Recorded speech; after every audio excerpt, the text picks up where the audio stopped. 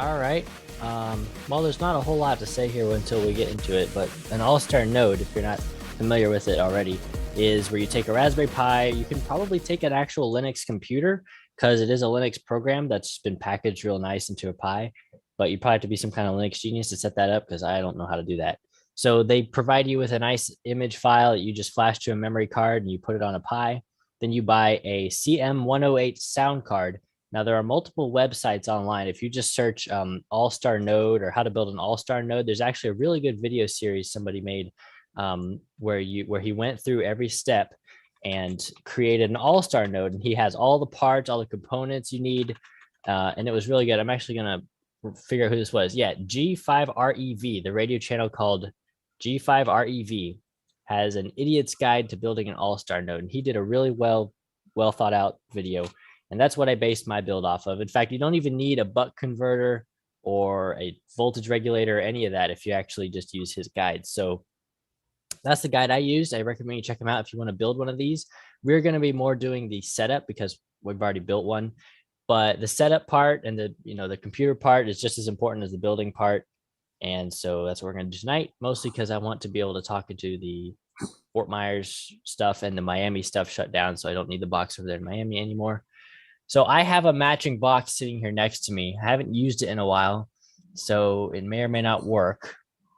So we'll be figuring that out as this goes on. But the things you really need to run one of these is a Baofeng 888S, which is a really cheap. It costs like $12 handheld UHF radio. So yeah, it costs 12. I see Rick over there making a funny face. Yeah, it costs about $12 on Amazon.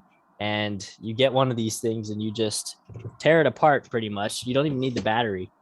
Let me see. Here we go. Still have the box.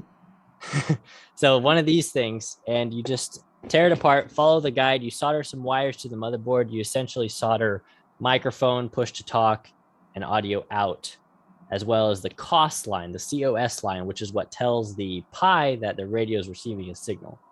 So you solder those wires, and then you take your sound card, which is a CM108 sound card. Those are also pretty cheap, about $12. And you want to get one. You can buy one that has like a case on it, but the ones I've been buying are just like the bare PCB. They're still usable as a normal sound card, but they just don't have a plastic shell on them, so it's kind of easier to work with. And then you desolder the little audio jacks, and you solder on a transistor. Actually, I didn't even use a transistor in this one.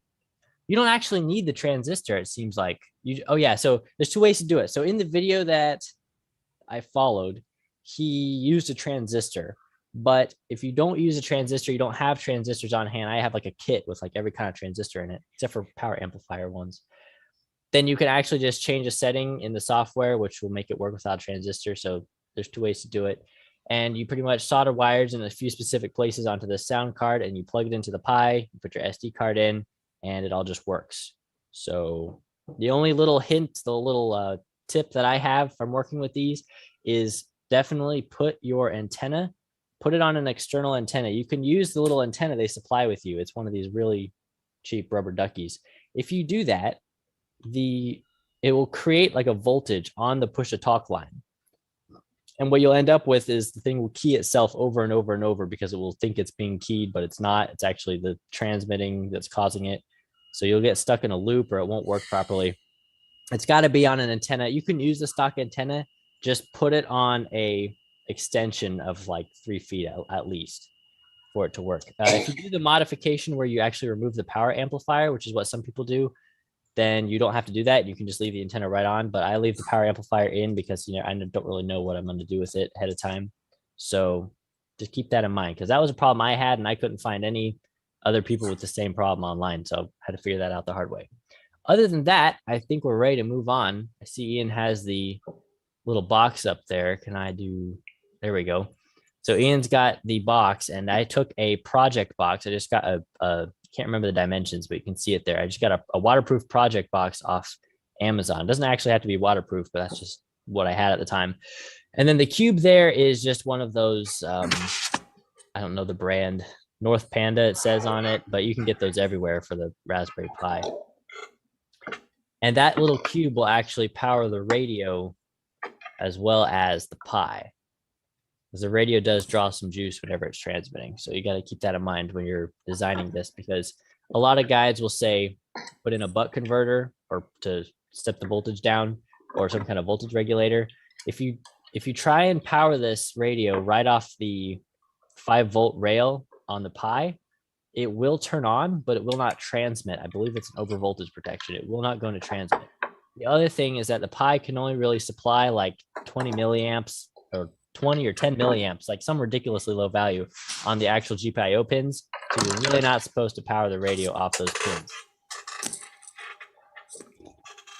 But there's our box there. And I sort of packaged everything up. It's not a real professional install by any means, but for being inside a box where nobody will see it. The sound card's actually unplugged. I don't know why it's unplugged. Did you unplug that, Ian? No, I just opened it for the first time. Okay, it must have been Black Sheep in Miami. I hope that yellow wire is not important. The clipped off thing? Yeah. Where does this Ooh. That yellow wire should have a green wire attached to it, if I remember correctly. Hold on, I have pictures from when I made this yeah, thing. here's a green wire that's laying over here like this. Just laying there. That green wire is supposed to be connected to the yellow wire. That's a ground pin. Let me look here. I have some pictures from. Yeah, that green wire, just if you would take that green wire. I don't know if you have wire strippers or not, but you're going to have to get some bare wire off of there and just connect the yellow to the green. That's a ground pin. Looks like there was a little bit of damage. Oh, crap. Oh, what happened? Did you pull it off? Yeah, it came out of the connector. Oh. I had a funny feeling this was going to be a disaster tonight. Oh, no, don't give up so quickly. Come on now. I'm not guys, good I have at a question. Stuff. Yeah, go ahead. What is this like meeting about? I'm kind of confused. So this is. Go ahead. Well, I'll let you tell him, Ian, because. Okay, we are demonstrating how to set up your own AllStar node, so that you can connect a repeater or your personal radio through this node into the internet, so that it can be connected to other radios.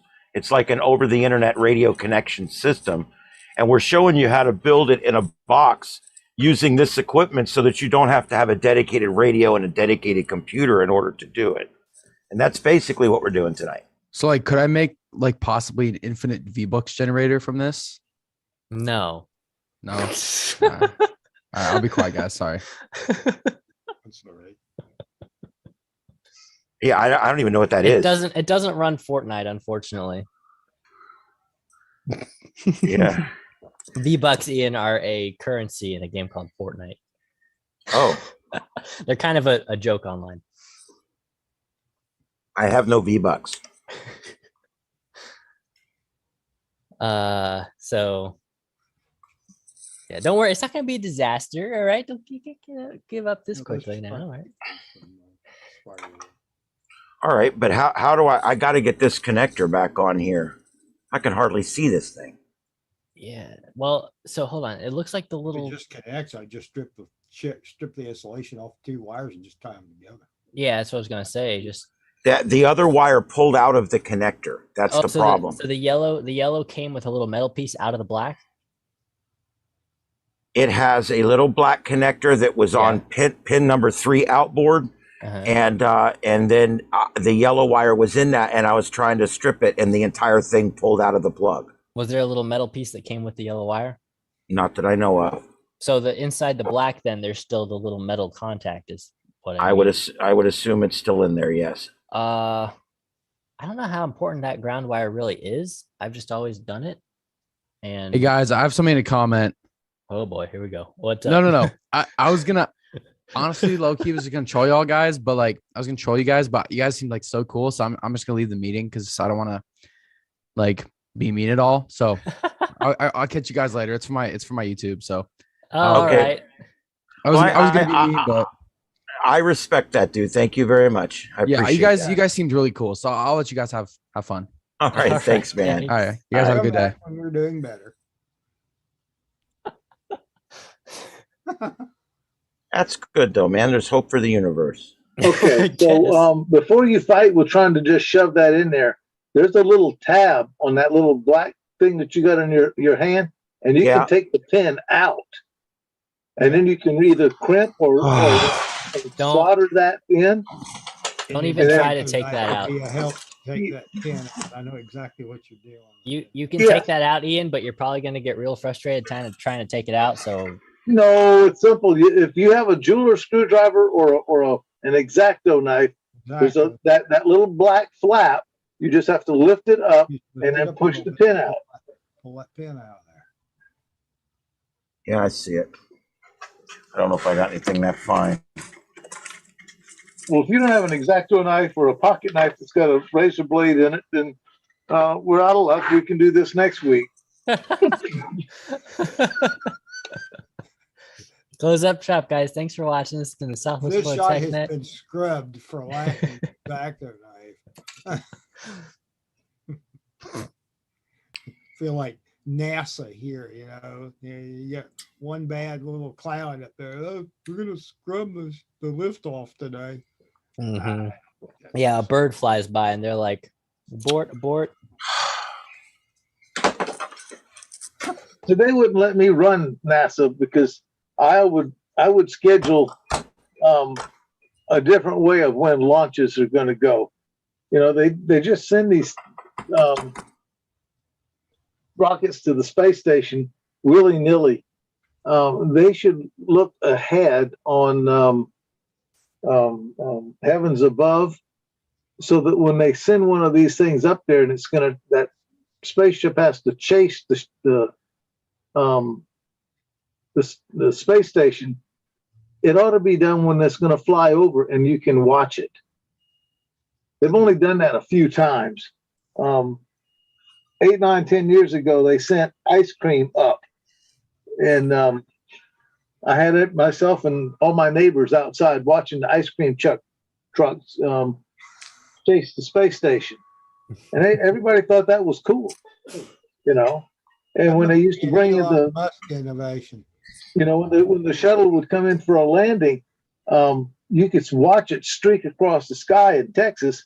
You could see it from when it was over New Mexico, then streak all the way across Texas. You could go inside after you waited for the 2 sonic booms. Took a while for those to get to me.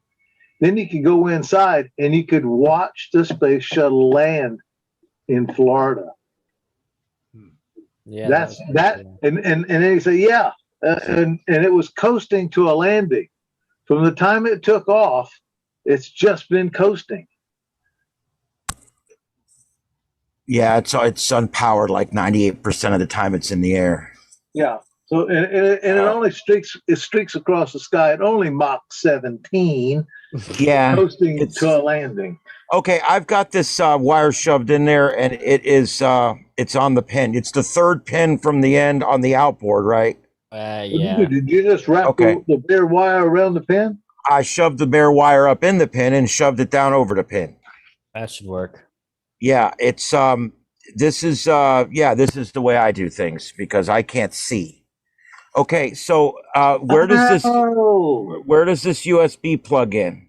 Okay, that plugs into the Raspberry Pi USB ports. There's a bunch of ports on there, but don't plug that in yet because this thing looks like it's been dropped or something. It might have. Well, it was in a packaging. Did you send it by UPS? Yeah. It wasn't dropped. It was thrown around. Yeah. Well, it's all right. I mean, everything else looks okay. This come unstuck and it was sitting on an angle. This needs to be more straight, I think. Like this. It's supposed to be straight. It had tape, foam tape holding it down. I guess it came up. Yeah. Okay, there we go. All right. So we now need our Baofeng programming cable. Okay. And I'm going to remove this and bring it over here for that because I don't think the cable will reach that far. Now, I did pull the program out of another Baofeng, a UV82 or a 5R, and so I know this is going to work. Well, you pulled the cable or did you download the image? I downloaded the image from the radio just to make sure it works, and then I blew it Okay. back into it again. Okay.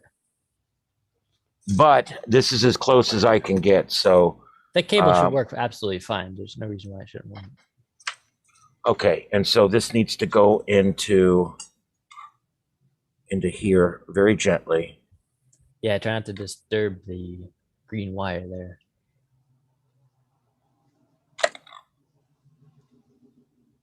Wow, that green wire is right there.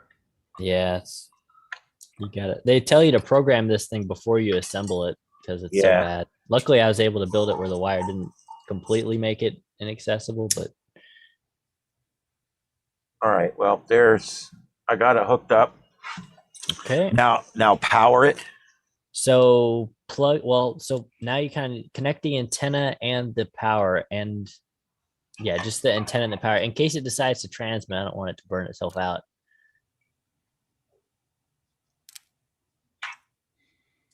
I don't think there's any lightning in the area now. I didn't even have everything on hook today. I was on a wing and a prayer. All right, so let me plug it into power.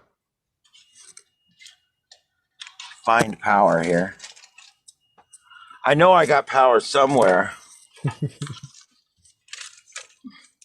The one thing I should have in supply here. Okay, here we go. All right, I got red lights. You got red lights. You got that light. Actually, That's the light on the power supply, and the Pi is turning on. Yes. Okay. That's good. Red and green on the Pi, red on the little button thingy. Yep. That's what it should be. Okay. So let me try to read the radio. Mm-hmm. All right. So what I'm going to do now is I'm going to share screen. And let me remove spotlight here so you can share screen. all right, now let's go ahead up here and radio, download radio. And as I always like to tell people, take this opportunity. You told it was a UV5R. It's not going to clone. Oh, okay. I'm sorry. I thought that's what it was. What is So it? it's a BF888. I should watch my at own the top. show. All the way at the top. There you go. Okay, let's read that radio. Guys, always read your code plug out of your radio. Then copy and paste what you want off the other code plug into your code plug, and then load your code plug back up again. Don't ever blow the wrong code plug, because if it's off by one digit on the model number, you'll brick it. you'll break the radio now. Yeah. So here's what's in the radio now. Yep. Now that's what all. I'm going to do, I'm going to go back over to here, and I'm going to copy channel 34. 34. Copy.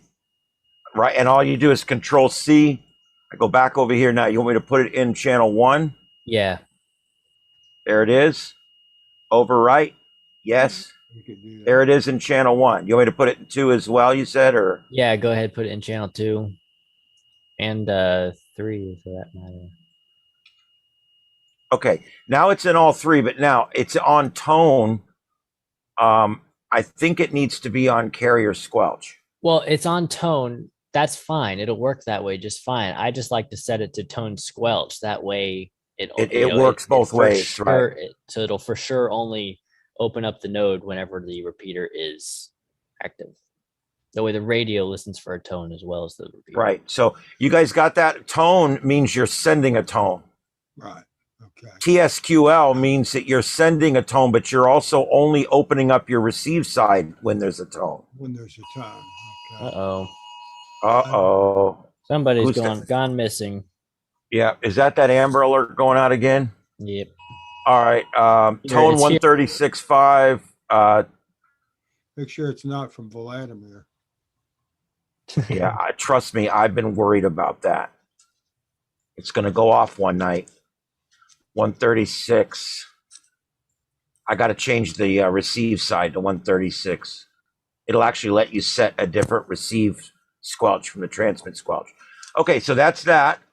That should be accurate. Everything's good all the way across now, except we want to put these on low power, right? Yeah, you can do low power. It'll be fine. There's just absolutely no reason for high power. Not really. Low power is probably like 200 milliwatts. So for that fourth entry, can you put in the 6.8? Well, actually, you can't do the 6.85. The radio is mono band 440, so never mind. 440. Oh, okay.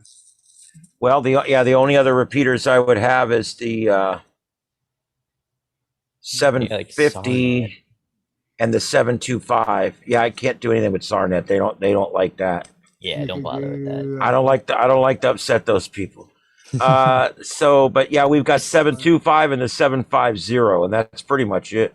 Yeah, don't bother with those really. Okay, all right. So we'll just go like this. That should be all we need. Yep. So just to explain real quick, the reason we're not blowing all the channels in here is the radio has no display. So we're not going to, and it has no speaker that you can listen to. So we're not going to, yeah, if it had a speaker, you could hear channel 9, channel 10, channel 11, but because there's no speaker, you can't. So the best thing to do is just program like 3 channels and program what you need it to do, basically.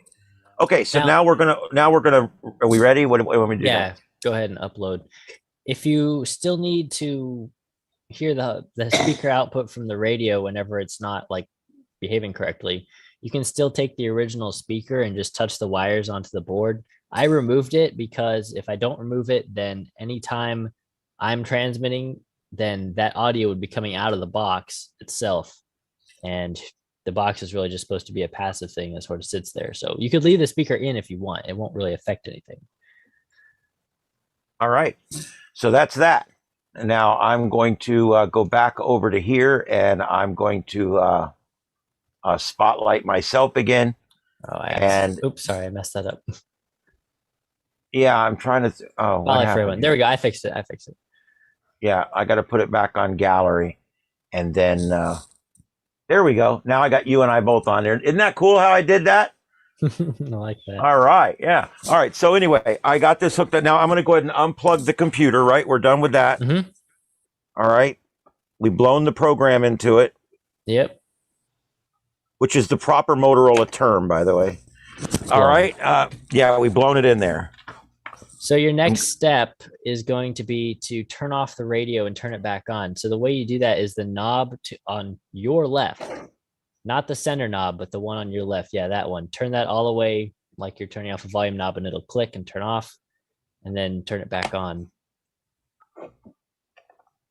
Or you can just unplug the whole thing and plug it back in. It doesn't really matter. There you go. So could you key up the 775 with another radio? That light should turn green on the handheld.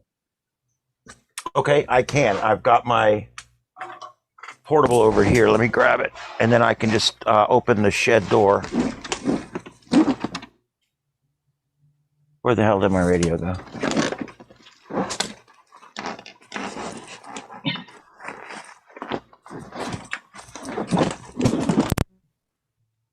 Uh-oh. I think he unplugged his headphone. That doesn't sound good. Whenever you hear coming from audio. He sure did. Thrashing around. I think he disconnected the audio. We gotta be like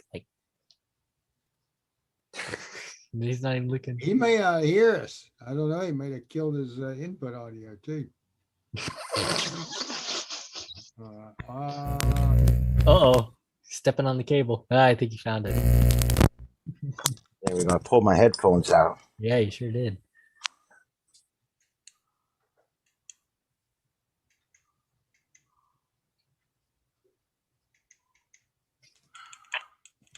I don't know where my other radio is, but I've got another one right here that will do it. I just got to get it on the right channel.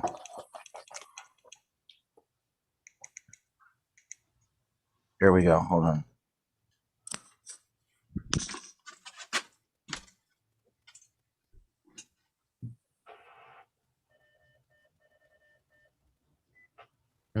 The light has not turned green. So Somebody just junked the repeater. No, it clicked and it ID'd, but I didn't see the green light. No, I didn't either. Well, we can wait to try and fix that until later. It could I be wonder that if it's a stupid adapter or something. No. It's probably just the channel is set incorrectly. That little knob in the middle will probably have to be twisted. Junk the repeater. Something. Yeah, I chunked it. It beeped. I just did what drives everybody nuts. You'll have the ID Nazis going crazy. Yeah.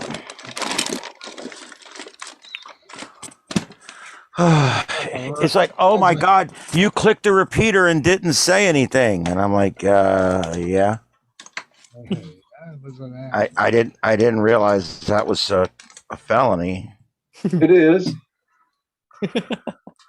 Somebody's got to come after you with a sledgehammer. I mean, I listen to people all the time. They go down and click every single channel all the way down. Yep. Right. I don't do it. I normally, like earlier when we were testing this, I would come on and say KO4 EFS testing, KO4 EFS clear. Because I like to do it the way you're supposed to do it, you know. But if you do it the right way all the time, that's not good either. Okay, there we go. I'm changing this out, Joseph, because I don't trust this. I think this is a bad connector. So I'm going to take a few of these connectors out, and I'm going to use a different pigtail. I know this pigtail's good. I used it on vacation.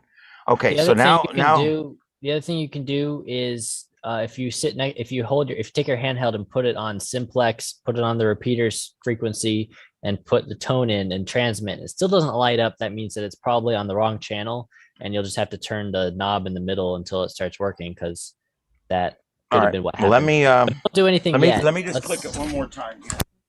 Oh. This is like me when I do a project. It's the exact same thing that happens to me. Like stuff falling off the table. I had this happen to me the other day. I was working on something. Start trying to walk away, and just like the whole desk just comes with you. Yeah.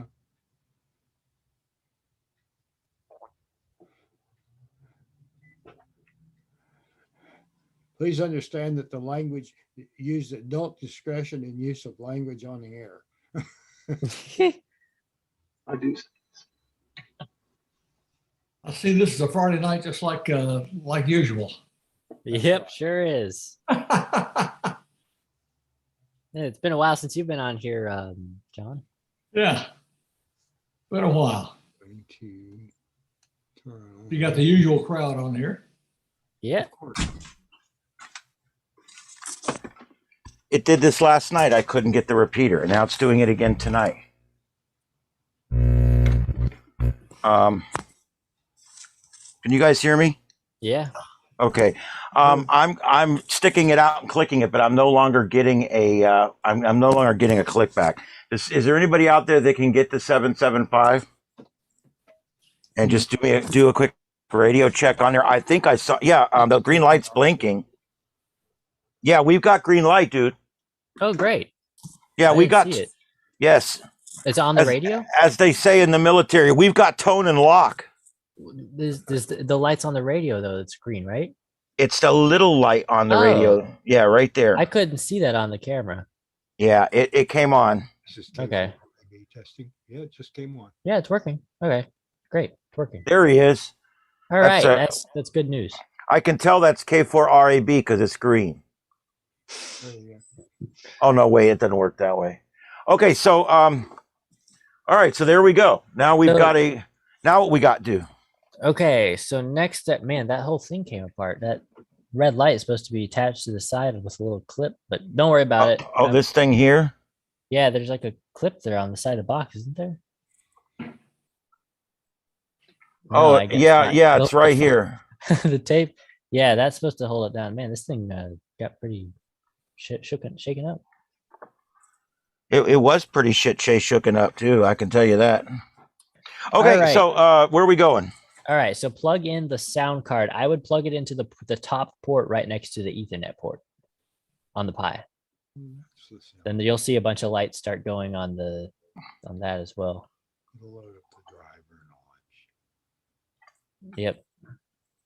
And then at this point, I would also plug in your Ethernet cable. Careful with that, plugging that in. Make sure it should be fine, but we'll set it up for your Wi-Fi so you don't have to have this cable going. Y'all stop buzzing. All right, I've got like 9 blinking lights in here now. 1, 2, 3, 4, 5, 6. All right, we're getting there. Yeah.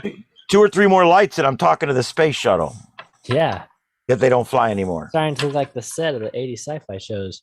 All of them. I think it's funny that right up till 1980, they thought computers were going to be boxes with blinking colored lights on them. Technically, they weren't wrong because a pixel is technically a blinking colored light. Yeah, it's just there was about 18 million more of them. All so right. We went even further than they expected. Commodore 64 came along and the VIC-20. Yep. Oh, I love my 64, man. 64. Can you imagine 64 carats of memory, man? It was awesome. 64K. That was like a whole document. The first computer. Anyway. Commodore PET. Remember the Commodore PET? It looked like a white Darth Vader. Yeah, and if you thought the Commodore didn't do much, you should see what the scaled down version did. Anyway, all right, so we're blinking here. The next thing would be are you going to IP into this thing or what? So the next step is to figure out the IP address of that Raspberry Pi on your network. Oh, crap. You can try. Oh, what? It's report. Oh, wait, the thing is already online. I forgot. We don't even need to do that because it's on. If we want to make it work with Wi-Fi, we will need to do that. But right now, the node is actually showing up. So if I connect these two, I should be able to talk right now, actually. It's not connected. Hold on. I think I'm trying to remember the command here. I think it's *3 and then node number. And what's my node? 5, 4, 2, 8, 5, 0. See if that works. If I remember correctly, I always had to do it from that device's. This thing doesn't like to work. Like first, like on the connecting. Are you running through firewalls or how is this working? No, what I have to do is I have to enter in a DTMF command here on my end to connect to that. The problem is this box I built, it never wants to. The only DTMF command it recognizes is the node status command.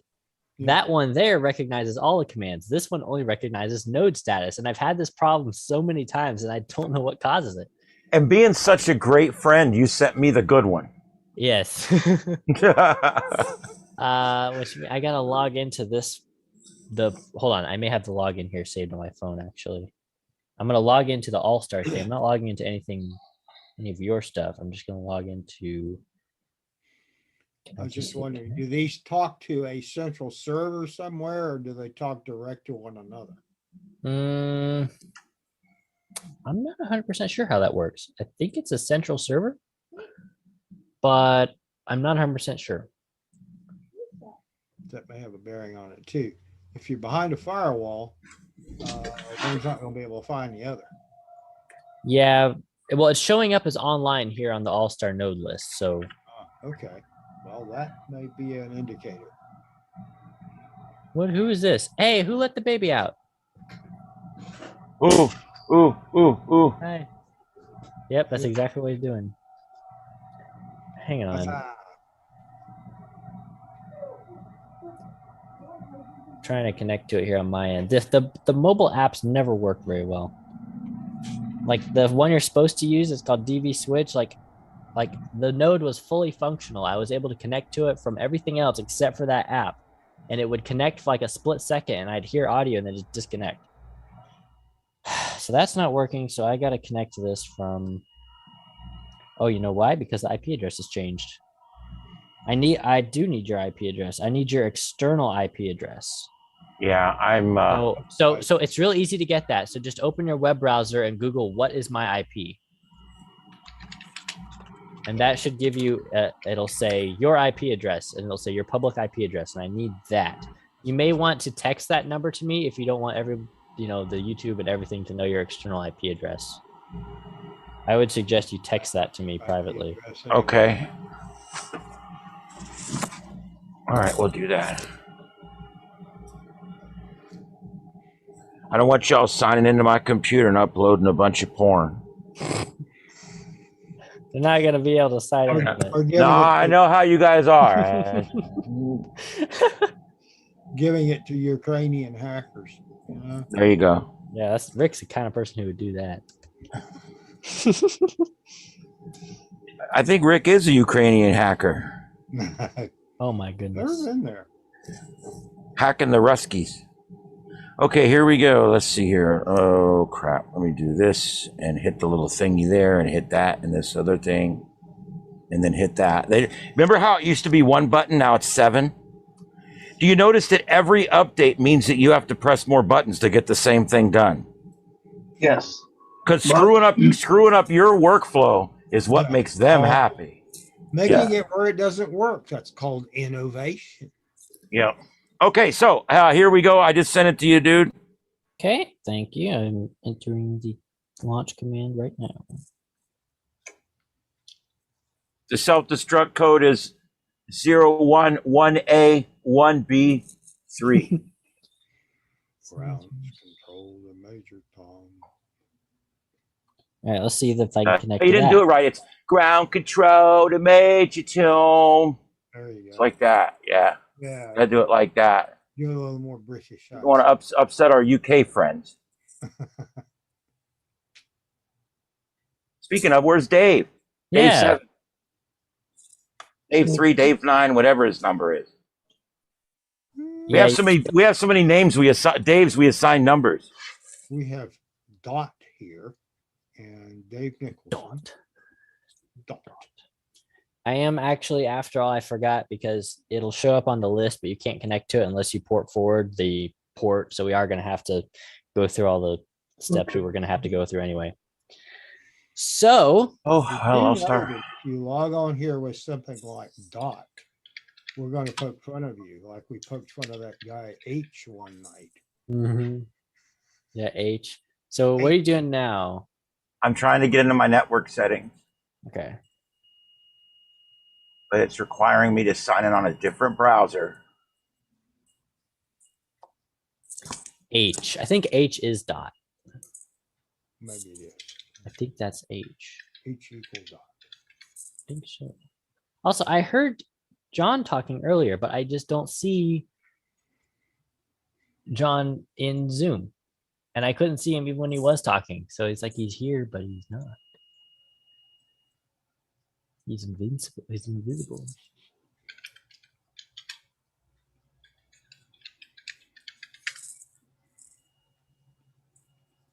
Oh my God. This is just turning out to be a nightmare night here. No. You don't want to sound like that guy Dave on the I hate Xfinity. Everything they do is just a complicated mess. I'm trying to get signed in now and it's not letting me sign in. It keeps saying it doesn't recognize my address. Comcast is brain dead anyway.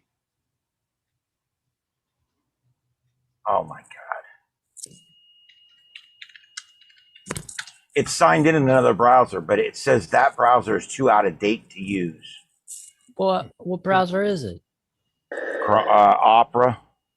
Too out of date. Whatever. Bloody hell. Bull. I got a preamplifier here that whenever I turn it on, my signal gets worse. It's probably because Blame it that. brings up more noise. No, it drops the noise and it drops the signal too. Like That's it's an just attenuator. yeah, it's what it is at this point. I have this Lunar Electronics 80-watt amplifier for 2 meters, and when I turn this thing on, boop, there goes your signal. Goodbye. Transmitter works, although apparently that's a common failure in these things, and it's like a bad transistor or something. Some type of design flaw.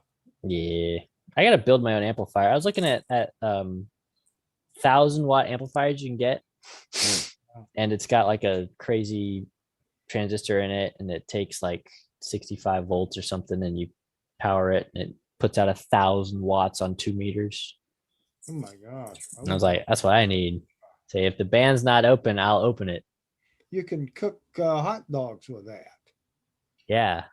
For actually though. I am looking at a little amplifier by an outfit called Hobby PCB. It's for taking the 5 watts out of a God PLC bless. and kicking it up to 50 watts. But they can't. They got out of stock parts. Oh, man, it's probably sitting on one of those boats that's sitting off the California coast Yep. in a holding pattern. Mm-hmm. Just sitting there. Still having problems. It's saying it doesn't recognize your login. Well, hey, if you go into Opera, you should be able to see your saved logins. You think?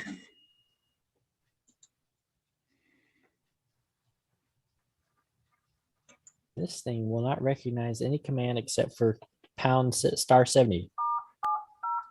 Then it reports it. Node 5428551. Repeat only. Yes, that works. And then I do anything like *80 is supposed to report the time. It's not going to work. Literally, the only command it recognizes is that. I don't know why. Must be some type of table where your commands are disabled or something. I guess, but I just don't. I've looked up this problem. I looked at the tables. All the normal default ones are there. I didn't do anything to the configuration.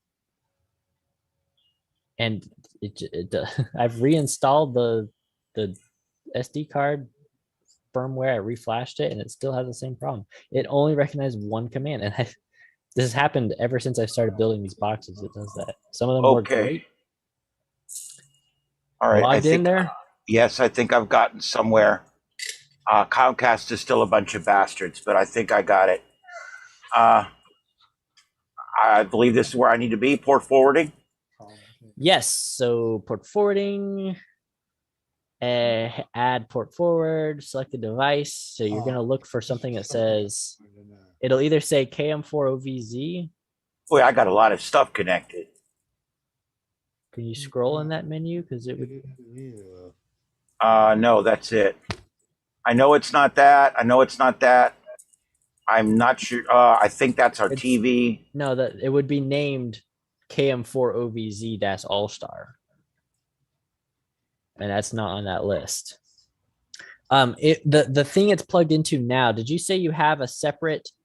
Yeah, it's a Linksys device. So select that Linksys and then add the port forward to the Linksys, and then you're gonna have to log into the Linksys and add the port forward to. Well, hold on, you didn't tell it a port.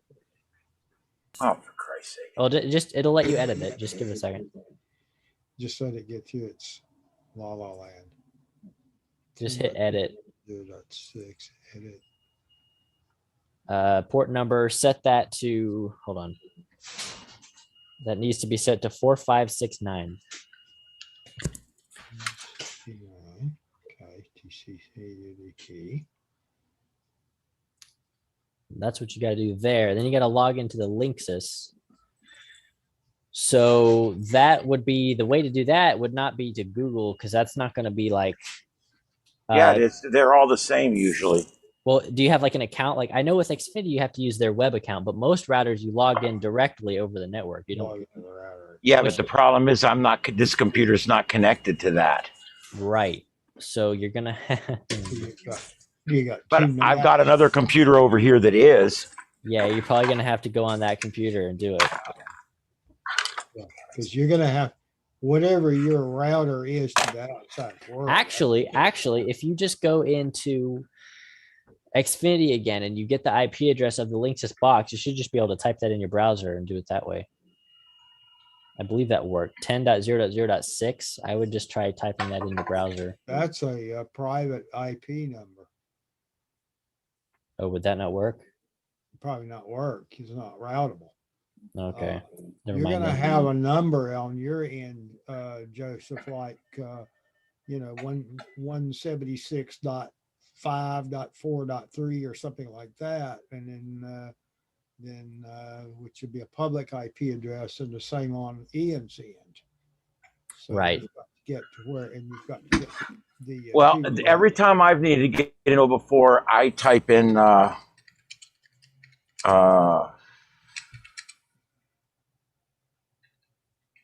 I just do something like that, and it comes up.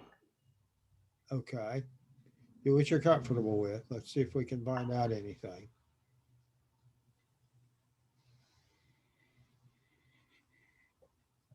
See, this would only work if you're, yeah.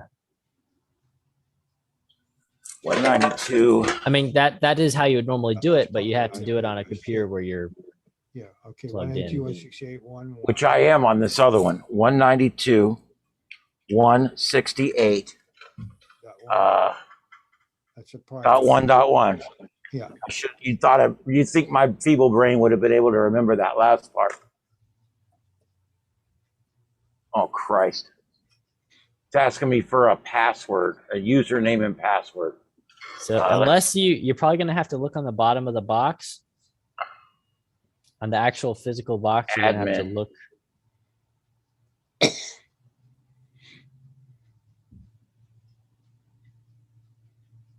Default password is admin. The default user is probably also admin. Probably need to change that. Russian hackers. Yipper. Nope, didn't work. Does it ask for a password and a username? Yeah, it says please sign in, username and password. So if you know that you've never changed that yourself, then you're gonna have to look on the bottom of the box, and it should say default name, default pass, and it'll be like a goofy, really complex password. And sometimes the password is just left blank. What kind of Lexus box is this? It's an old one. WRT54? It's a Two antennas on the back with the blue face? yeah, it's that one. Yeah, just admin and then no password, nothing. Just leave it blank. And I changed that.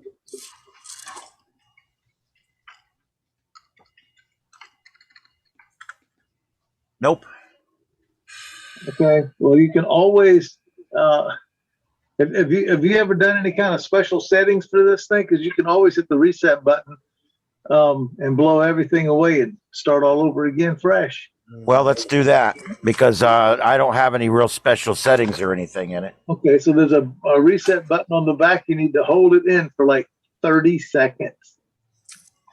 All right. Now, before you do that, are you doing this session through this router, or are you going another? No.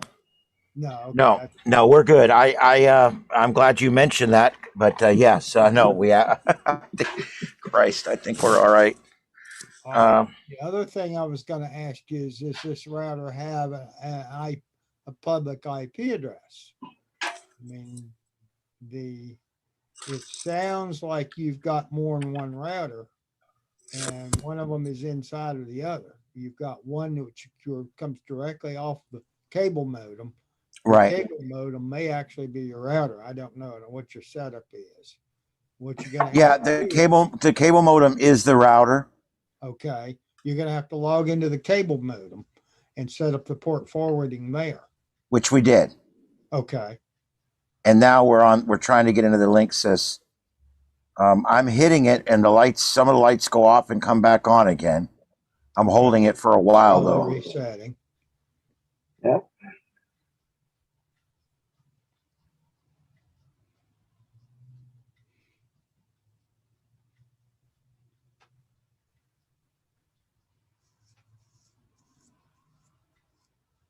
Yeah, 30 All right. seconds is a long time, but yeah.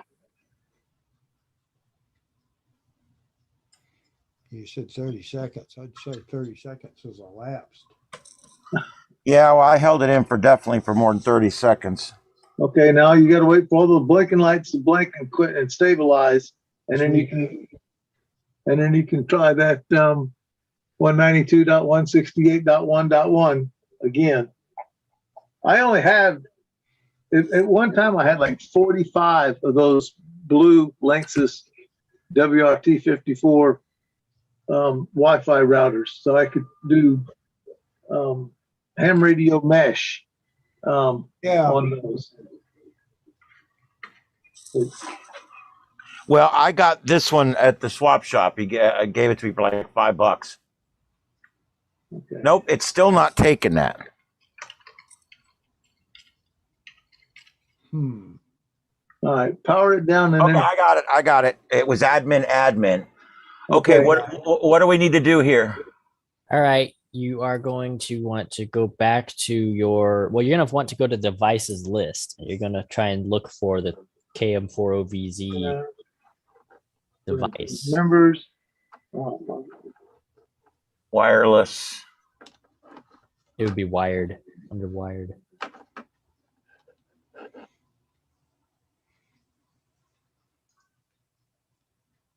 DTNS. MAC address, advanced routing. Probably that's going to be, yeah. That's gateway. Yeah, make sure it's set up for your cable modem as the gateway on that one. And you probably and when you get done, you're going to have to reset your device there, because it's probably taking a DHCP address from that Linksys router, and that's not going to be good anymore. Oh, yeah.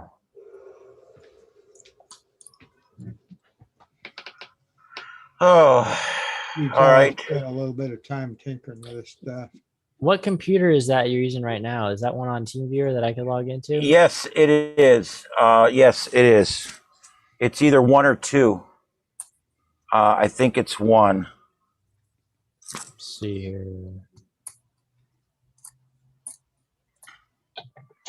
No, it's no, it's the other one. It's the other one.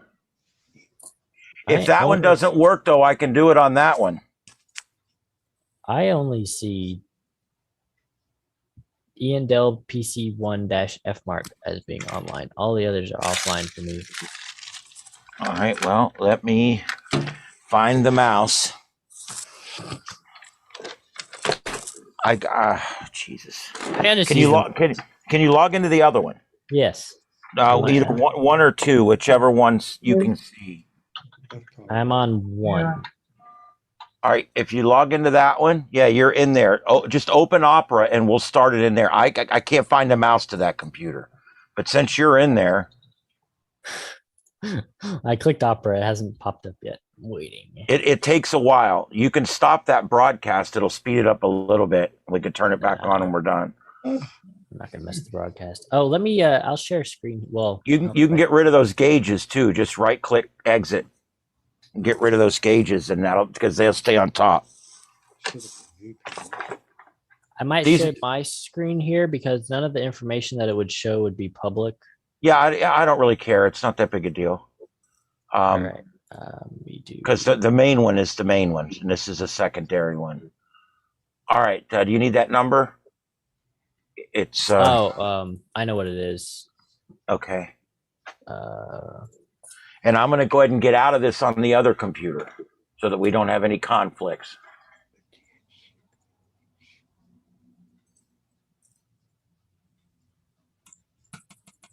Why does that not work? I cannot. I can click it. All right, let me find. Hold on. It may be because this other keyboard's down here. Oh, now I think it's working. Yeah, it is. Oh, that messed it way. What just happened? 192.168.1.1. Go. Username. Admin. That's not admin. It's reading erroneous clicks here. I'm going to share this because this is important. Okay. Admin. I'm going to say yes, save that. Okay, so router name, blah, blah, blah, blah, blah. We need to go to, we can go to wireless, but that's not really what we want. We want a list of connected devices. So you guys have probably been making fun of me for 2 minutes. Oh, I didn't even notice. Router, local network, and wireless. There's Dave. Bloody hell. What's up, buddy? Trivial Pursuit night. Well, we're having a little bit of that here. We're Yeah. having router Trivial Pursuit now. Oh, okay. The answer is 167.145.1.3.5. Correct. Application. That's a real IP address. Yeah, it's an application, but it needs to. So maybe back on the other tab that said application, maybe that's what I need to be looking at. I thought I saw something that said applications. And I All was right. like, that's not. Joseph, I'm going to run to the restroom. I'll be back in about 5 minutes. Okay. All right. Oh, we try to know. We may need Dallas, we may need your help on figuring out where the menu is in this router for listing all the connected devices. I'm not familiar with that one. Because Yep, see, there it is, WRT54G. So you want to know what devices are connected to it, huh? yes. So see, problem is when I get one of these, 99.9% of them, I blow away all of this code that's in there and I replace it with the mesh software. Oh. Okay. It's no longer the same kind of box. Yeah, I know what you mean. These are not buttons that you can You can click. also get stuff like tomato and some of these others to put in these. Tomato. Yeah. Put tomato on my router. Tomato. I never did like tomato, but there's a lot of people that liked it. And there's another one out there that's There's a couple others. Like this seems like it should show it. Active IP table, that would seem like it would list the devices. But I don't see anything. All right, this thing for sure has two Ethernet interfaces, doesn't it? What? no, router? it's got He's running the same type of setup I'm running, which is a router that is in one place, and then another router plugged into that, acting as a sort of wireless bridge. Oh, so you're trying to use this as a, so you're doing this wireless. No, we're currently connected with Ethernet. I thought you were hooked to Ethernet. That's why I was saying there should be another Ether. There should be. yeah, but see, he most probably has his main router out. It's over in the house, Yeah, so that they correct. can watch television, and everybody in the house has internet. And then he's running an Ethernet There's cable gotta out to his ham And there's shack. got to have to be a port forward on that main that main. There is. router. I found it. I found the port forward. I just have to figure out what the IP of the Pi is at this point. That's probably And I'm weird. still trying to find it. Click local network and click client table. That's what I clicked, and I didn't see any connected devices on it. Oh, weird. Well, you got to make sure that when he hit that reset button, that he hasn't disconnected something. Yeah. That's probably the He problem. needs to reset the Raspberry Pi because it doesn't have a currently usable IP address. I think that's what's going on. Yeah, he needs. Yeah, the word I use for that So is you're gonna bounce. have to get a DHCP address from this thing.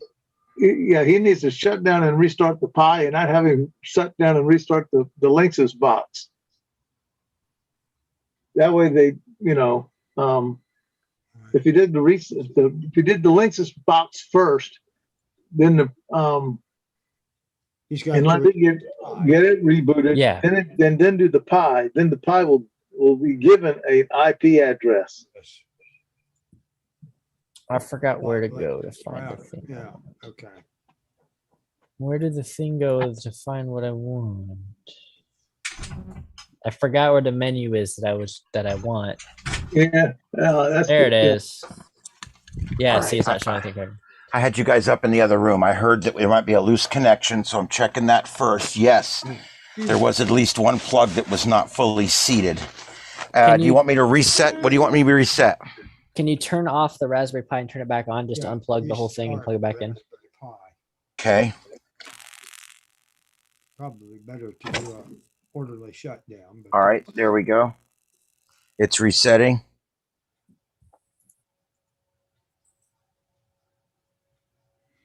Because you should see the IP address that it gives it on the table there. It'll give the DC. There it is. Okay. We've got a winner. 101. Sweet. Winner, winner, chicken dinner. I am going to also. I want to also reserve this IP so it never changes.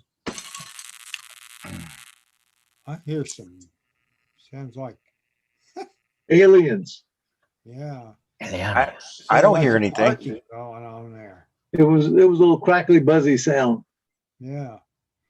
I was going to say, shall I call the fire department? Where's the option to reserve an IP address? This menu is so confusing. Yeah. Go back to where you were at when you first did that other thing, because it was right there. Yeah, you might be able to go ahead and DHCP. Go to the client table. DHCP clients table. Yeah, that. Yeah, it's here, but I can't do anything in here. There's another menu for doing. What's the checkbox for? See, DHCP reservation. There you go. Network setup. You should be able to take. You're gonna have to do it with the MAC address, but yeah, you can do that. What does this button do? DHCP release. Oh dear. It doesn't do any. Doesn't do what we want. So I don't know where that would be. I mean, this is where I need to put in my IP here. So start 4569, end 4569, protocol both. Oh, never. Okay, that's not right. Application AllStar. IP address 192.168. What was it? 0. I thought it was 101. Yeah, 192.1. Or is it 101? Yeah. I think it was 101. Enable, save settings. So that right there should make it so that I can now connect on the phone. Let me try and connect here. Connect. I don't know. You can delete all those video nasties he's got while you're there. Oh, DVSwitch Mobile just sent me a notification as soon as I did that. So maybe it was starting to work. DVSwitch Mobile has just gotten so glitchy now. Still just says unregistered. Patient drunk.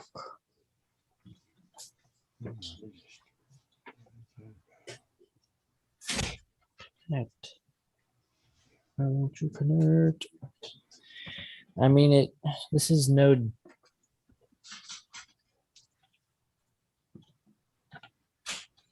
I did that, and you already did. Yeah, 4569. You already did that on your.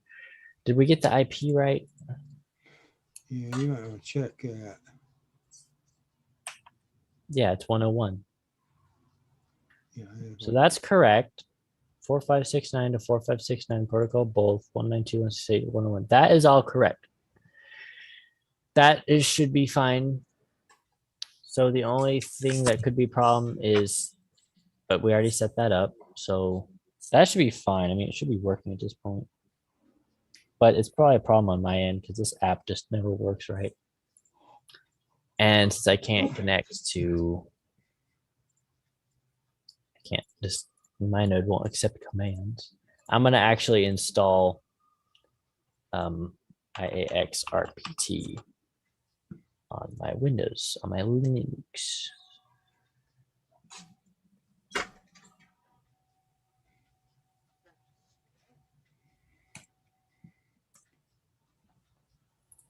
That's what I used to talking to Miami for 8 million years. Let's try it out here. It's a shame they trashed that repeater. Yeah, they had some real trouble Had some making. real issues over there. Oh dear me.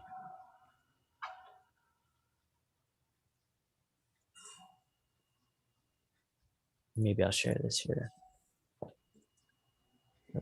I have to get this. I believe it was the directory or was it accounts? Yeah, it was accounts. So the host, I got to enter all this information again.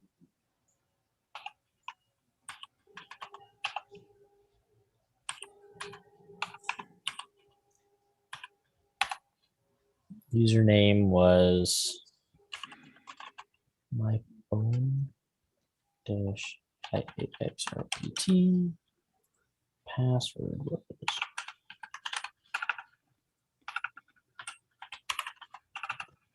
type simplex. That all should be correct.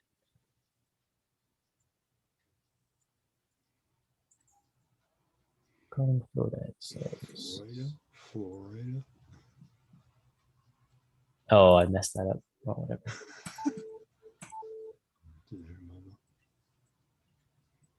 I don't think that matters. No, it doesn't.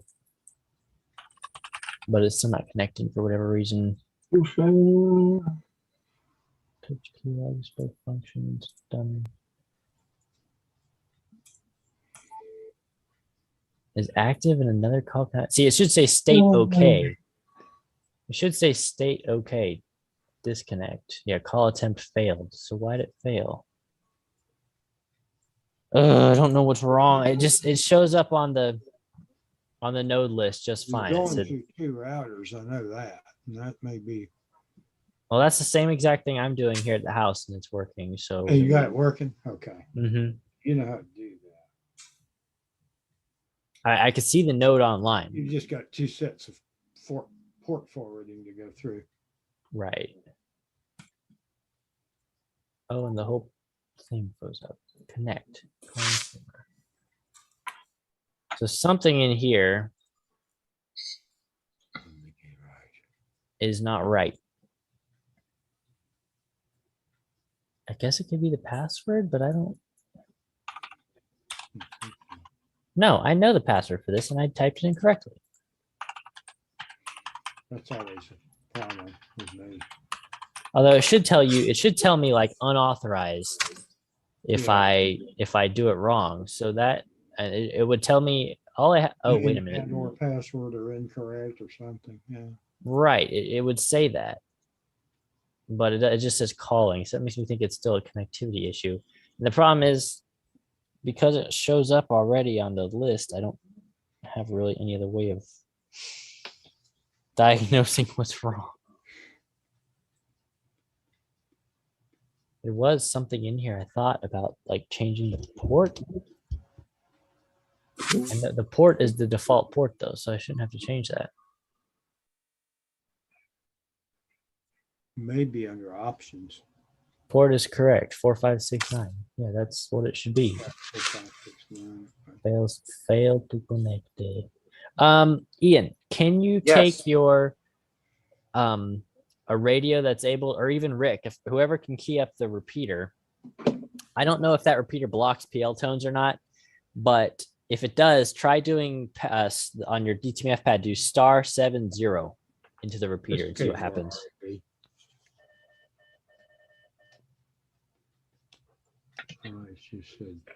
Got a green light.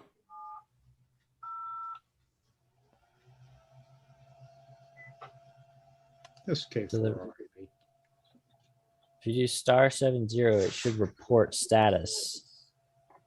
And the repeater,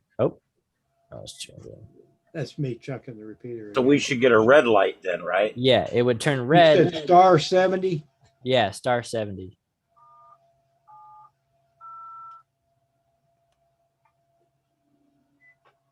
This K4 REB. I think the repeater is probably blocking the PL tone.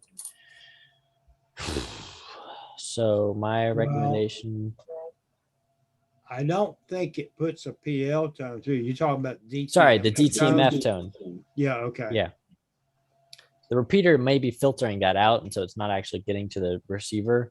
So Ian, what you need to do is get your radio, put it on simplex, or just leave it on, put it on 775, put it into simplex with no offset, tell it to have no offset, and then tell the radio to transmit 136.5 tone, and try that, and then type in the command, and it should enunciate over the repeater. Yeah, but I have no idea how to set the radio to do that. I don't think let me see. I think I have a reverse setting in here. Let me see. It would say TDR would be the menu entry for offset. No, SFD or SFT plus D or something like that. Something SFT. Hold on just a second. I got to go find that other radio. I still don't know why I can't connect to this thing. It should be connected.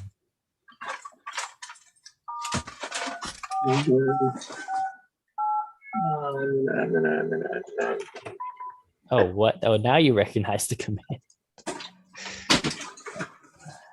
No, I don't hear anything here on the repeater.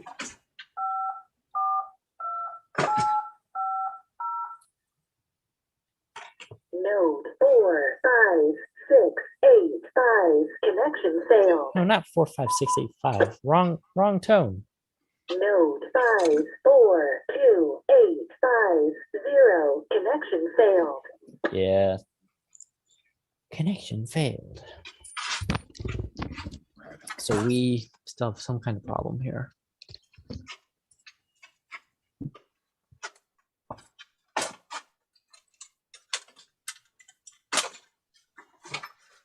It could still be that the router needs to be reset.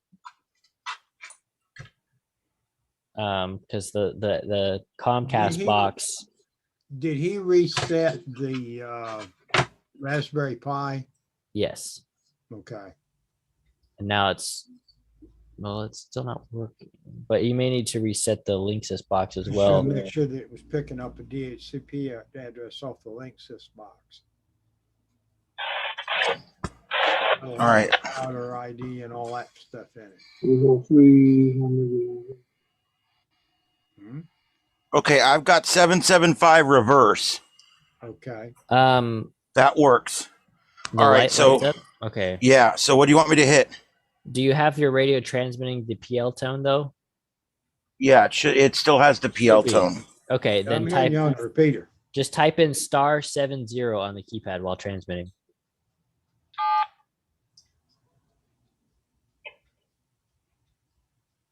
*70. Oh, hold on, I gotta walk over. Oh, your camera froze up. Oh no, wait, I don't have to walk over there. What am I thinking? Duh. You can tell I've been up since 5 this morning. All right. Oh, transmitting. What? What's the... Hold on, what did it just do? The radio transmitted for a minute, but what was it saying? Oh, I guess it was... What? Something off the repeater. Why did it transmitted for a second? The radio transmitted. But what was it transmitting? Receiving. I don't get it. What's...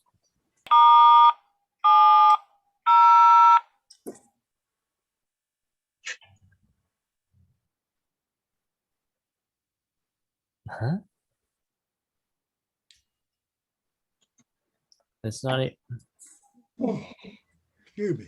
Oh boy. So green, is it turning green? So right after it turns, the green light turns off, it should change to red and it should say node, blah, blah, blah. Man, I need to get into this box, but I can't. So can you reset the Linksys router? Unplug it and plug, don't reset it, but unplug it and plug it back in. Right, got it. I'm doing it now. Also, your Manicams appears to have died to some extent. Here. Well, it's like no, half... it's I know what it is people have left the building, and your spot moved. Your camera still froze up though. I'm basically capturing you off of the Zoom screen. I don't know why that camera quit.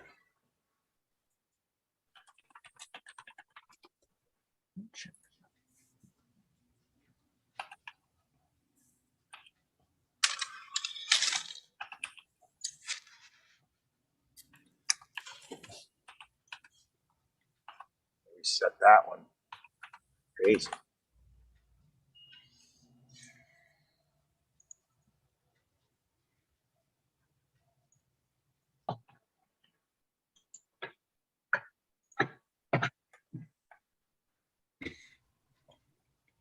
Oh well.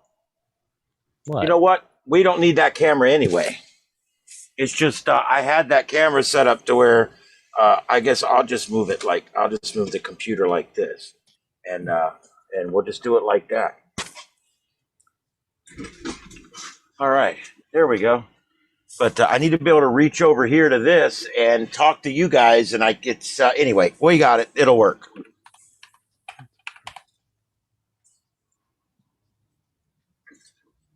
That will work. And of course, Joseph's gone again. So now I got to figure out where he went. He keeps taking off on me. He keeps taking off on me. No, I know. I'm talking about on my screen. Oh. On the composite screen. There he is. Okay. There he is. All right. All right. So where are we at? What we got? Can you unplug and plug in the Linksys router? I did that already. Okay. And can you go and back it's to rebooted. It's rebooted fully by now? Do you think we would need to reset my main router, the one that's connected? It's the cable systems. I don't know for sure, but I doubt it. I wouldn't think so. Let me check again to see make sure it's still online. The problem still appears to be with port forwarding. So Now, I ask you this. Is the address of the when you set up the port forwarding from the main router, is that set to forward then to the IP address of the Linksys router? It is. If you change the IP on that Linksys router, you're going to go nowhere. Yeah. So can you go back to your Comcast and check that the Linksys router is still showing up? Let me find it here. There we go. All right. Let me get back to here. I'll do. All right, I'm going to do a screen capture. All right, let's see. I need to go to. Oh, wait a minute. That's the wrong one. Okay, there we go. I want to go to you here, right? Yes. Yeah. Unless it's changed. Can you refresh the page? Port number 4569. I'm sure that's right, but can you just delete that whole thing? Well, 4569. That's the port it needs. 4569. I don't know. Can you go to your? Can you just hit edit? 6. Okay, the reserved IP device. Linksys device. Can you just hit delete this port forward and then try and add it again? Delete. Its IP may have changed. Yeah. Now hit add. Add port forward. And select one. Select Linksys device. Next.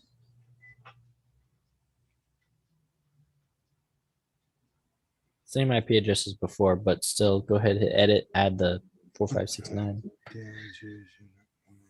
4569.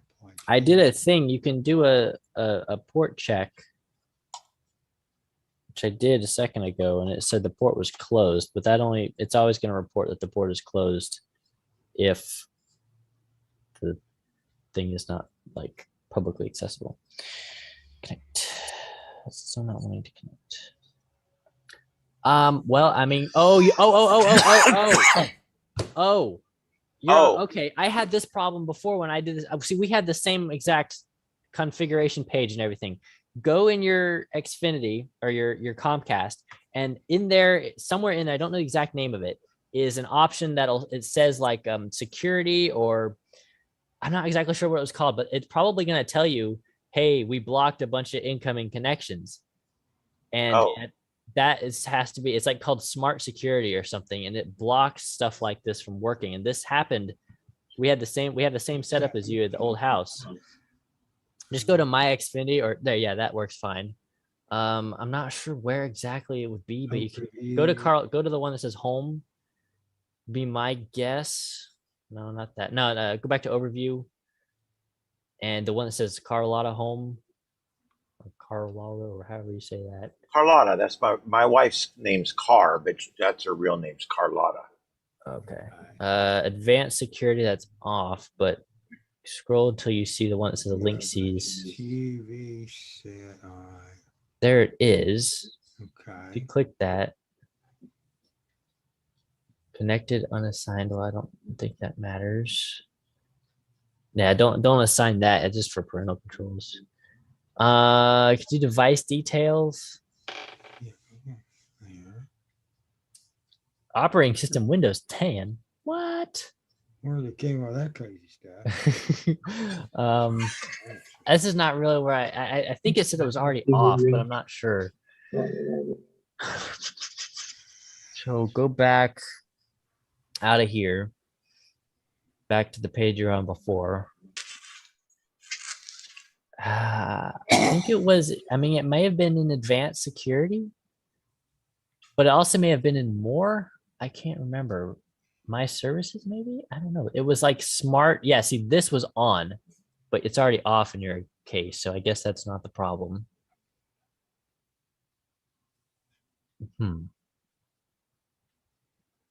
Because that was the problem for us when we had it. If that wasn't it. This is frustrating. Oh, hang on.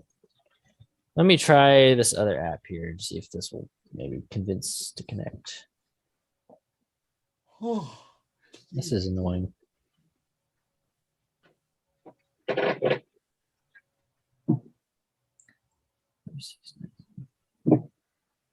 Save.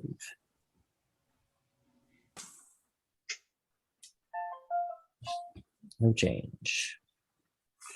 Hit register, doesn't work. Well, okay, it's not it's not getting port forwarded correctly. It's what it looks like. Why are you sure we don't need to reset or restart the main router? I mean, yeah, I'm pretty sure. I don't think restarting it would help at all. Why is that not working? I can see it here on the node list. Oh, it's so frustrating. What could be the problem?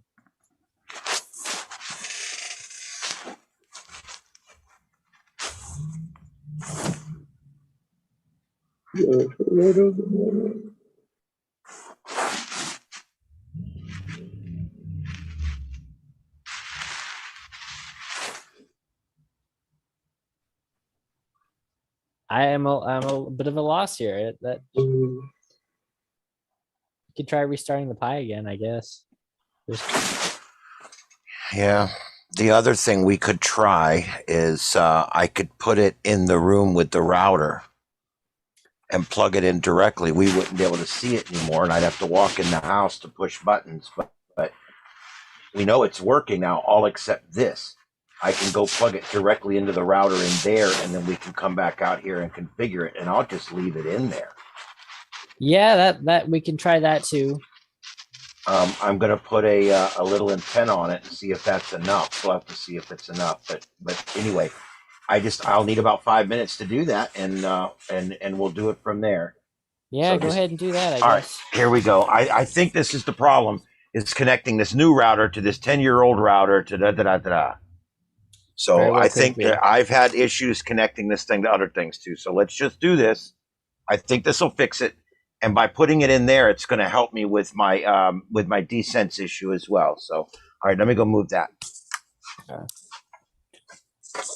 You guys have fun while I'm gone. I'll be right back.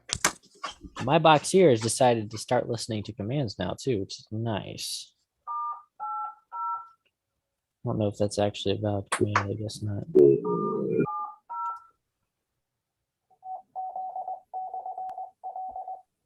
Node 5428551. Repeat only. Repeat only. That's not a real command. So yeah, that's not working.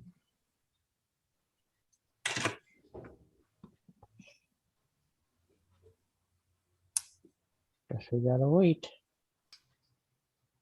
It could be going through that router. I mean, that's kind of a very similar setup to what I have here at home, and that's what I did is just forwarded to from the main router forward to the bridge router, and from the bridge router forward to the Pi, and that worked for me.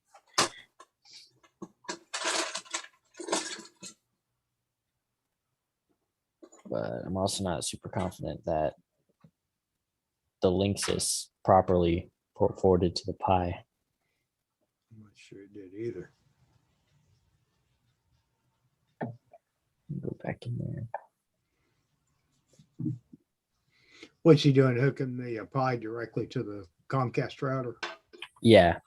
Yeah, that would be the next thing I would try.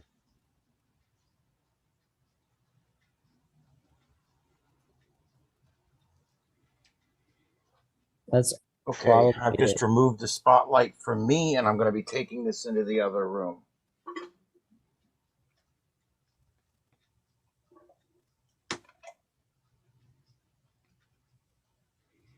I just put a regular antenna on there, and we'll do this.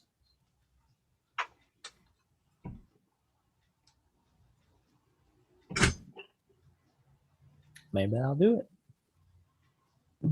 That'll probably do it. I can't think of any reason why that wouldn't work. As long as the box was working before, it should work again. Yep. And it's on, if it's on Ethernet, then there's, well, we're gonna have to, when he comes back, we're still gonna have to have him log into the Comcast again and port forward directly to the Pi box. Right. Okay. But after that, I really can't think of any reason why that shouldn't be working.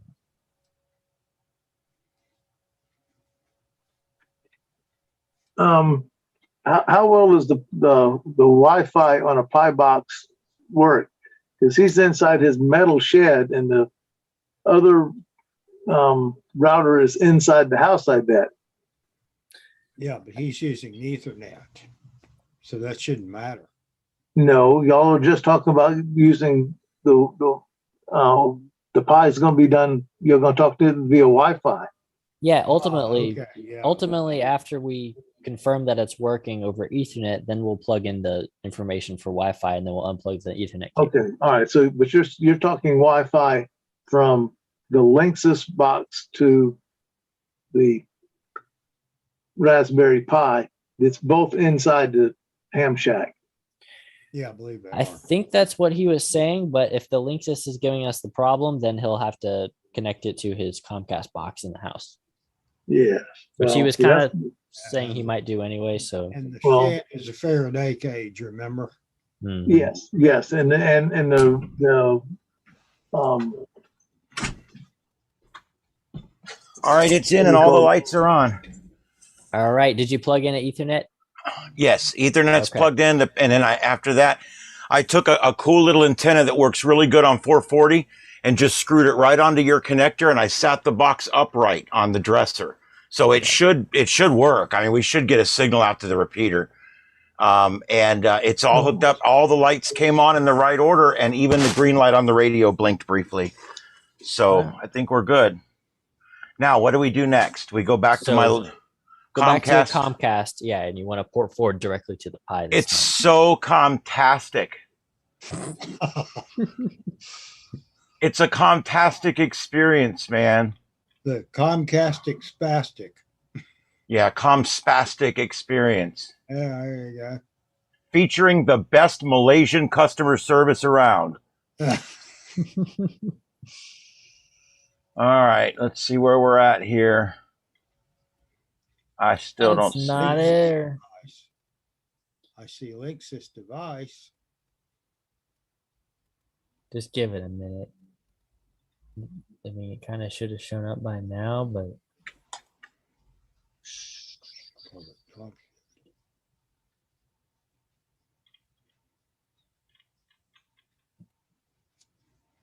why isn't it showing up? All right, let me go check everything. Houston, we have a problem. Yeah, no kidding. That is not fun.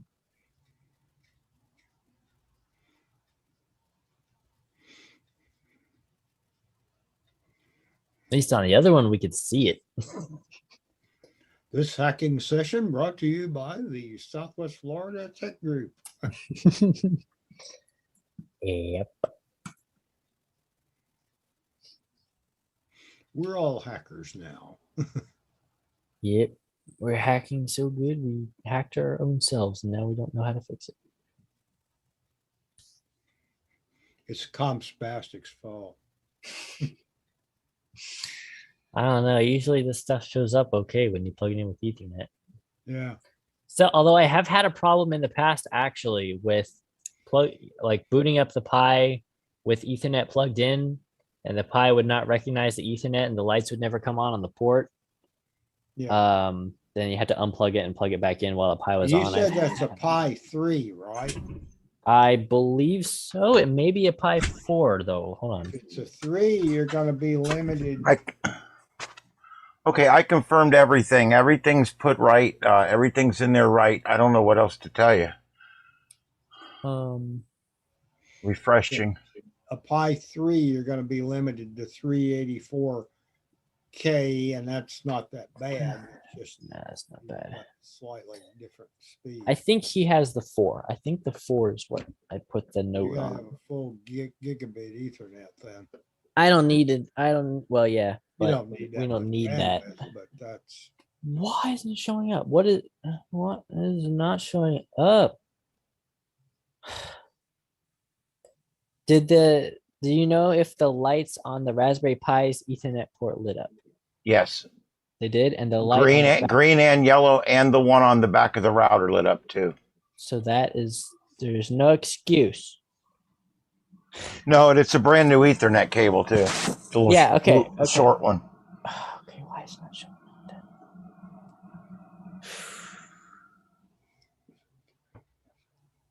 then? It should be there. It was connecting to the Linksys box, okay.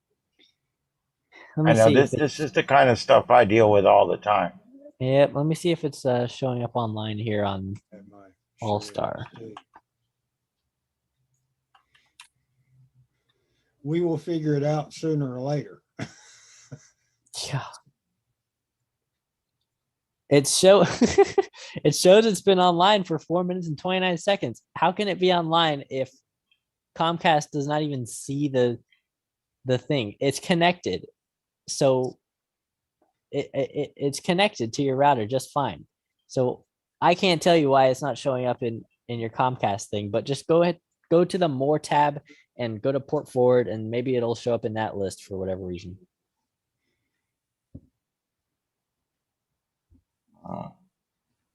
It's showing up as online here, so it's got a connection.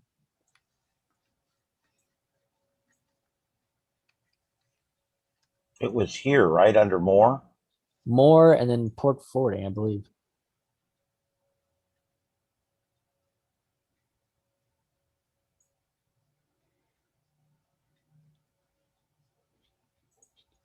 Huh. Where do we see that?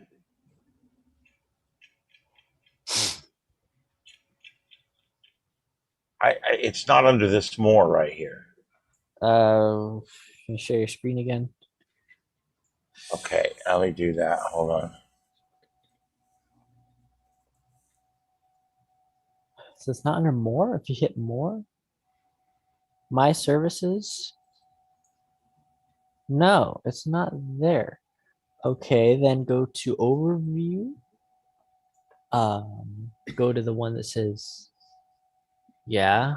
No. Well, yeah. Hit C network on the one that says Carlotta Home.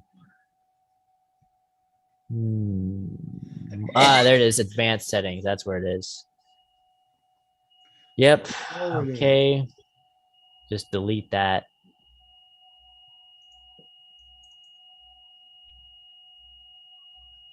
Just delete that one. Where was it? Was it there? Oh yeah, there it is. Okay. Somebody got something squealing.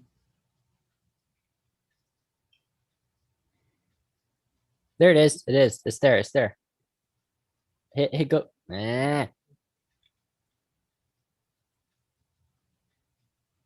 What just happened? M4OVZ. Hit. Just scroll down in this menu here. There you go. Port number 4569. And then that should be it. All right. So that should be working. I cannot think of any reason why that would not be working. Let me run the port checker thing here and see if it's open. It'll actually work out better that this is in the spare bedroom in there. I'm just going to run a little antenna outside the window, and that'll put it on the other side of the house. Wow, this is cool. Oh, you sound more like me every day. That should be working. I wonder if it's just not even booting inside the Pi correctly. I wonder if it's just like something is broken with the Pi install. We may have to VNC into it. Oh, wait. Nope. I connected. It's working. I'm connected. All right. We've gotten somewhere. Now, if I run this. Hold on. I forgot my node number. *3 5 4 2 8 5 0. Let's see what it says. Node 5 4 2 8 5 0 connected to node 5 4 2 8 5 1. We're connected. All right. Oh. It's stuck in its loop. I think because you placed that antenna so close to it, it's causing a problem. You sure you didn't take away the offset? I don't see anything on. All right, let me go in there and can you stop it? Let me go in there real quick and take that. I got to stop it before I take the antenna off. Right. Just turn off the radio. Just flip the little switch on the radio.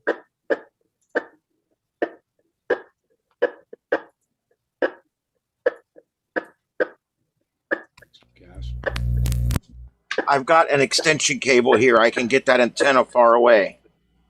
Okay, that should be I'm gonna have to use some adapters here and all that.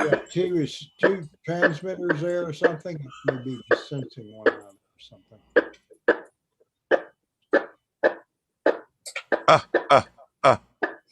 I might be able to shut it down from here. Try and get it to shut up. I don't hear anything.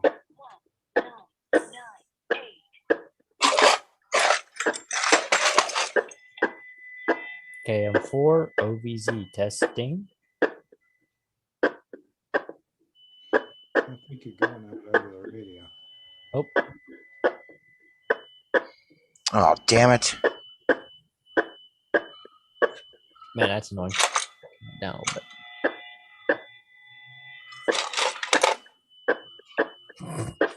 bit. Damn it. I don't. I'm really stuck in the loop, man.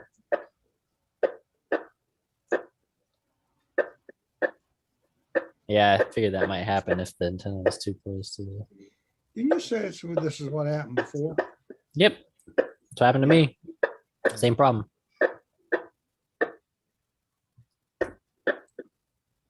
KM4 OVZ testing. No, I'm not hearing anything here on the repeater. Yeah, it's stuck in there. If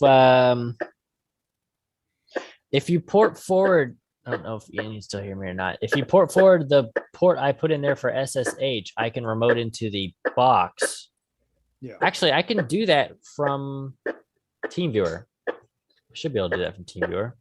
Yeah. If I do VNC Viewer, I'm going to turn that volume down because that is annoying. I'm going to share this screen. Oh, you can get into. I'm going to try and VNC into this thing because. That might be better than using SSH. Yeah.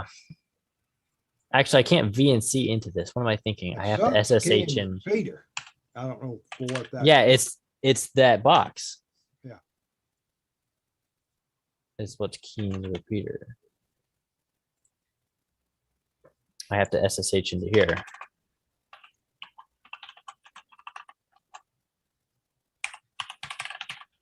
That's not gonna work. Oh wait. You're not gonna be able to resolve that. No, because it's on the other network. You may have to use an IP address. I'd have to use. I don't know what the IP is on the Comcast system. You're gonna have to use the public IP address because that is a private IP address. Yeah, this is not gonna work. Yeah, that's not gonna work because you can't go backwards through a network bridge. You can sometimes go forwards, but you can't go backwards. But that's not gonna work. Yeah, really the only way I'd be able to get into it is if I was on Ian's main computer, which is connected to his main router, then I could get into it. Yeah. Oh wait, it stopped freaking out. I think he's doing something. Yeah, you put that antenna too close to the wires, and I put a little RF choke on there, but it still has a problem. Probably desensing it or something. Yeah, it causes a voltage to appear on the lines, and then the software thinks it's being keyed, and then it keys the radio, and then it unkeys, and it sees itself being keyed. It just makes an endless loop.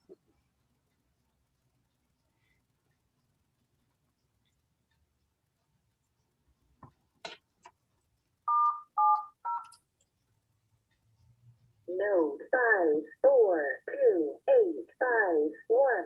Node 5428550. Transceive. Still connected. You just turn the radio off.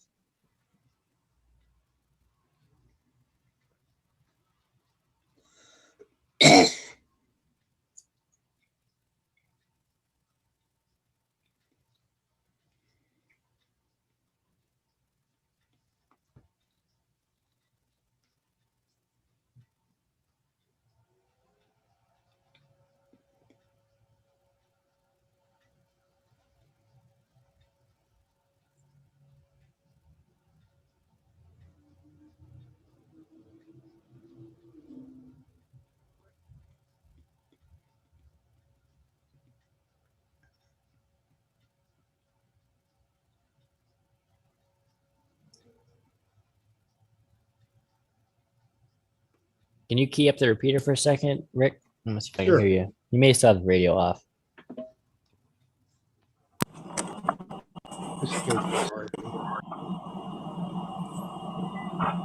Yeah, it's not coming through here yet.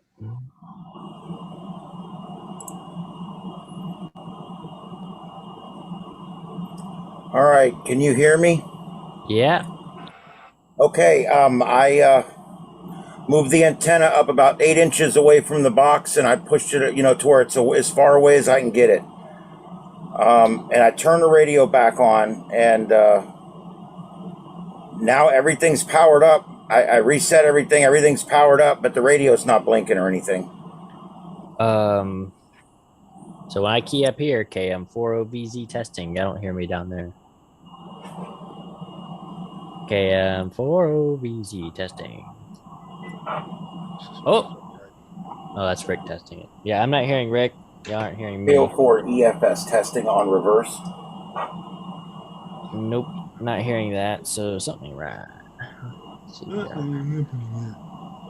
Let me see it. Maybe we'll make sure the radio is receiving. 2 minutes, 13. Transmit time 8 seconds.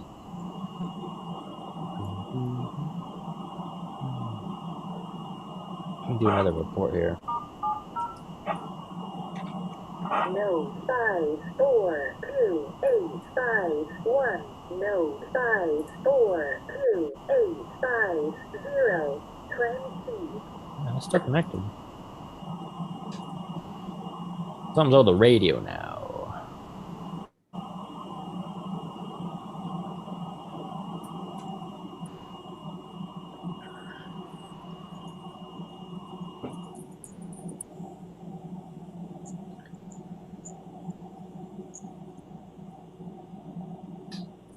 Oh, did he get the... He should use that little stock antenna I gave him. There was a little antenna in there in the package. I don't know if he said he was using it or not.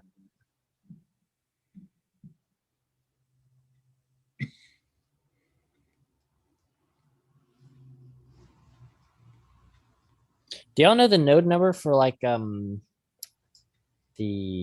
East Coast reflector? I could at least test that on this node. Let me look it up. You have to look it up. East Coast reflectors. What would that be?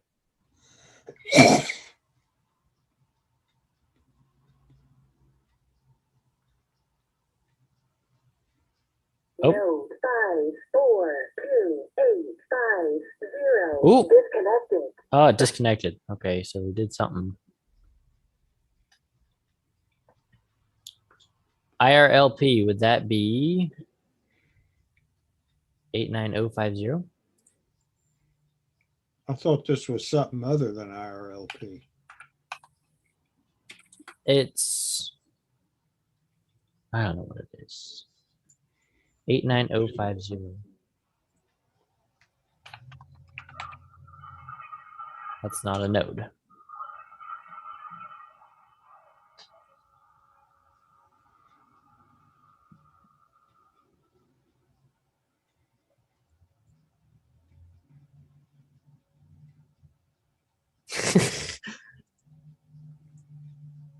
Two 7339.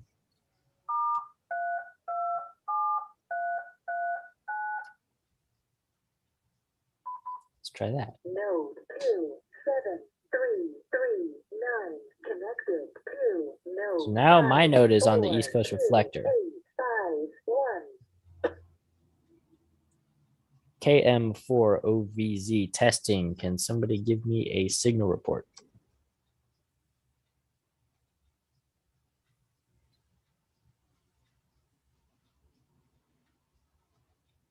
I can monitor. Oh, I'm clearing Kingsland, Georgia, W1KFR. it's working. My node is working. I heard Kilo somebody- Mike 4, Oscar Victor Zulu. Is that me coming through? Hold on. KM4OVZ clear. I need to disconnect myself. Something bringing up the 44475 repeater. W1KFR clear. Star 10 disconnects.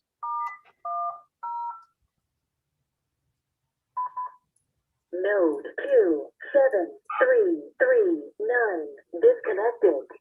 There we go.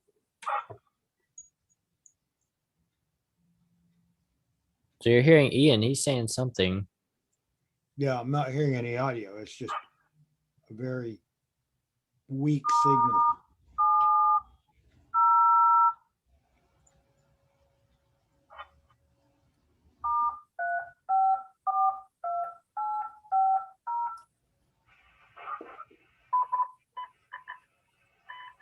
Node 5428550 connected to node 5428551. What did he say? KM4OVZ testing. I think I heard you on the. Now it's Hey. stuck in a loop. It's stuck in a loop again. Oh. Crap. Kind of get out of loop.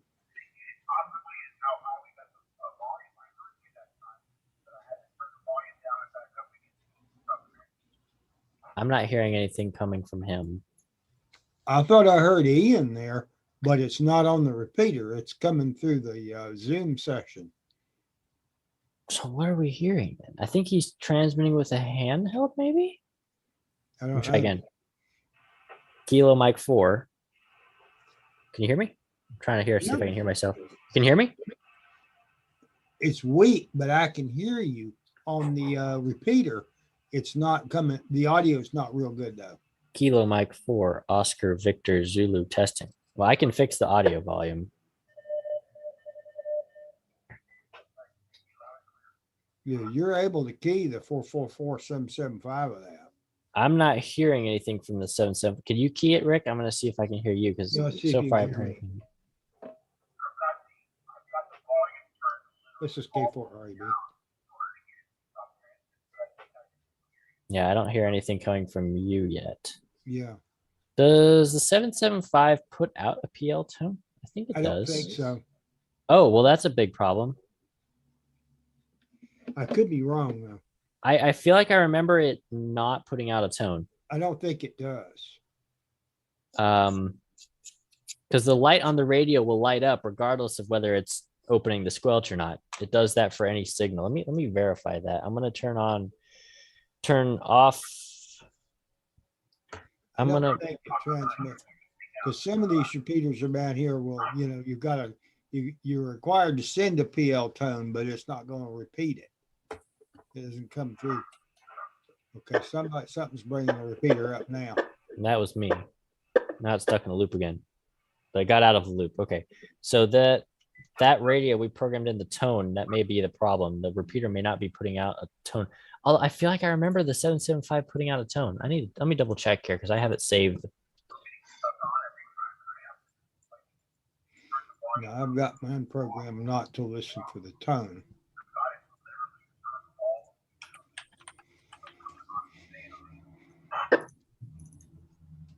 I don't know what he's saying. I can't really hear him very well.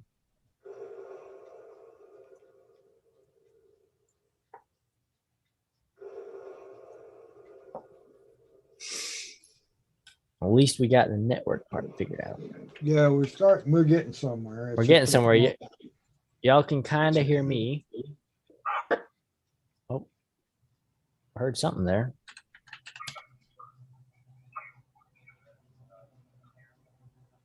I don't know if that's Ian or not.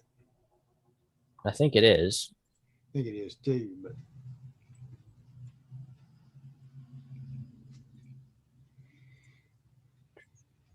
Desktop. Yeah.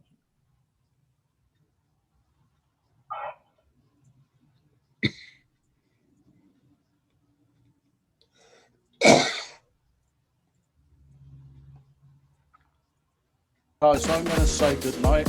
I'm got to get up at the Cracker Sparrow Park tomorrow and get the stuff ready for the Florida QSO party. Okay. okay.